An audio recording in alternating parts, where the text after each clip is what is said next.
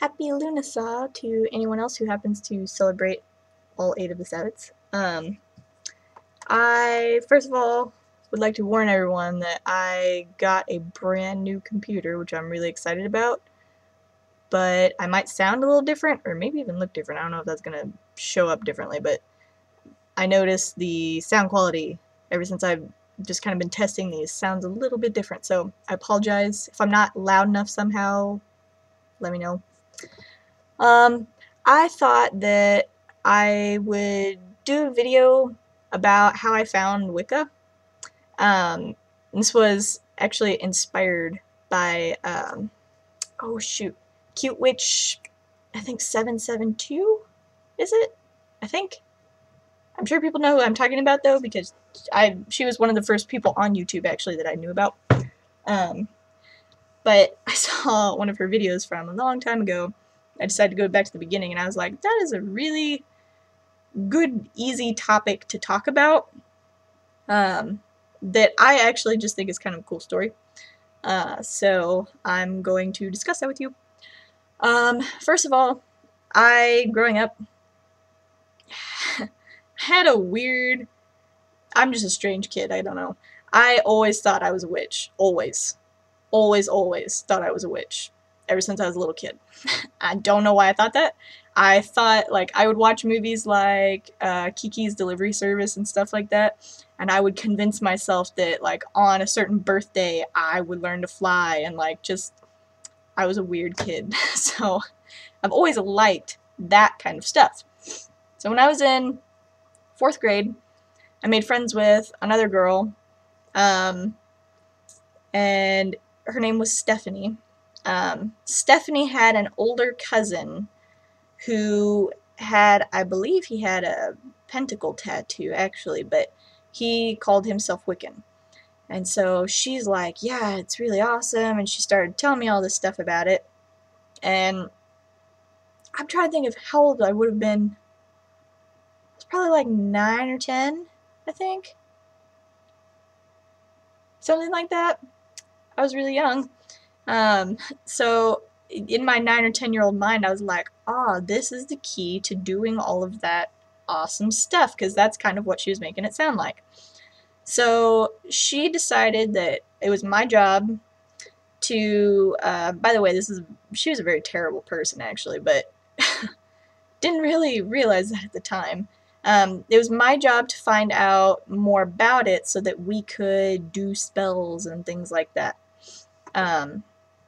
So I remember having a really crappy computer, because it was like the Windows 95 type was the first computer we ever got. And I remember trying to look up stuff on like Magic and things like that on AOL, like dial-up stuff. And of course I couldn't find hardly anything.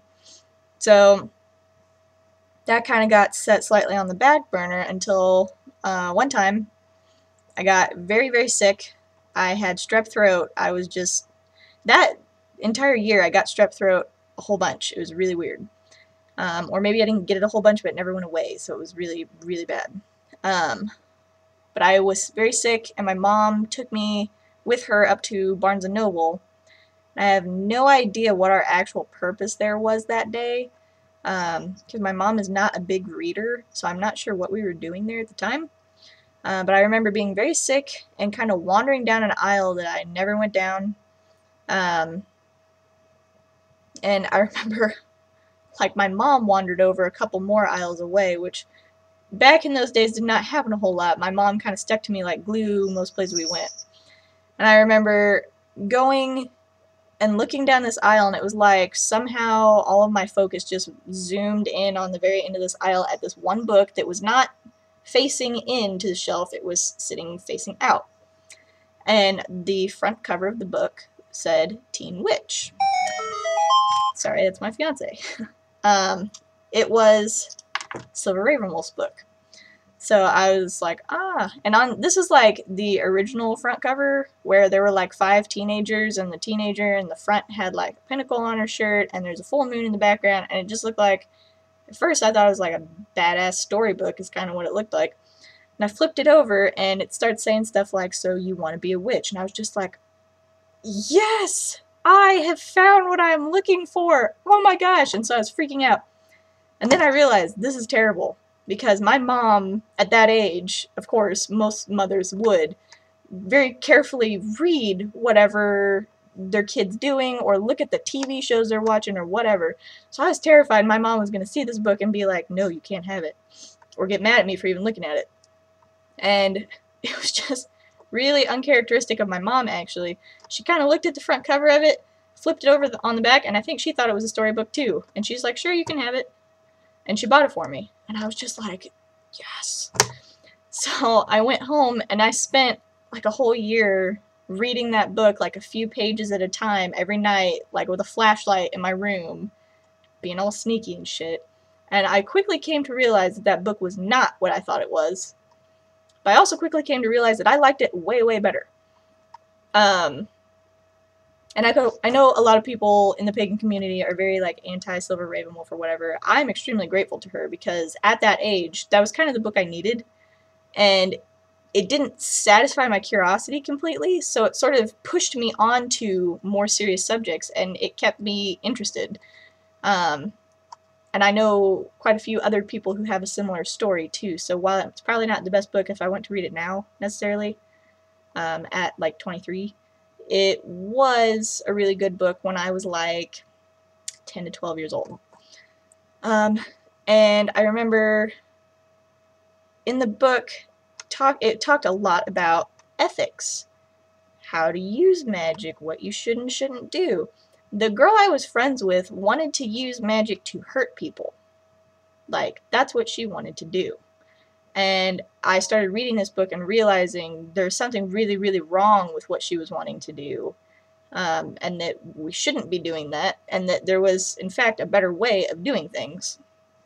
And when I tried to explain that to her, because she went and had bought, like, the next 2 books by Silver Ravenwolf, to ride a silver broomstick and, like, to stir a magic cauldron, I think those were the ones we had, whatever, I don't know.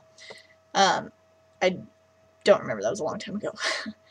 But she basically kind of flipped through them and was more or less forcing me to read things and didn't tell her what it was about because she didn't like to do it. And didn't really like it. Like, she wasn't interested in it. She was only interested in doing spells and stuff to get back at people or more or less just to be obnoxious.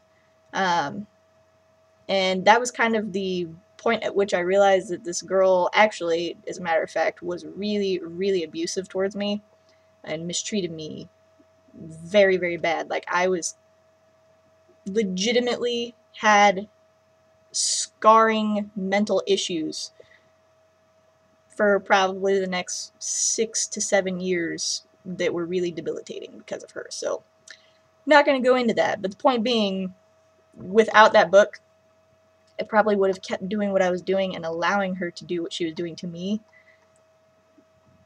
So I'm also extremely grateful to Silver Ravenwolf for getting me out of a really bad situation, basically. Finally forcing my younger self to think about things and what was and was not acceptable for other people to do and other people to do to me. So that's kind of my story. I've always felt like I was meant to find that book. That book later, when I actually realized more about stuff and went back to find the New Age section in the bookstore, that book was completely out of place. It was nowhere near where it was supposed to be. I feel like I was very drawn to that book, and I don't know if it had something to do with the fact that I was sick and I was mildly hallucinating or something, or whatever, but I definitely felt like that book was calling my name. And it was also very strange that I acquired it a lot easier than I had probably ever acquired most anything in my life. So that's my story. So hope you enjoyed. If there are other people out there who have similar stories, like how they found stuff kind of thing, feel free to share because I love hearing stories like that. So talk to you later.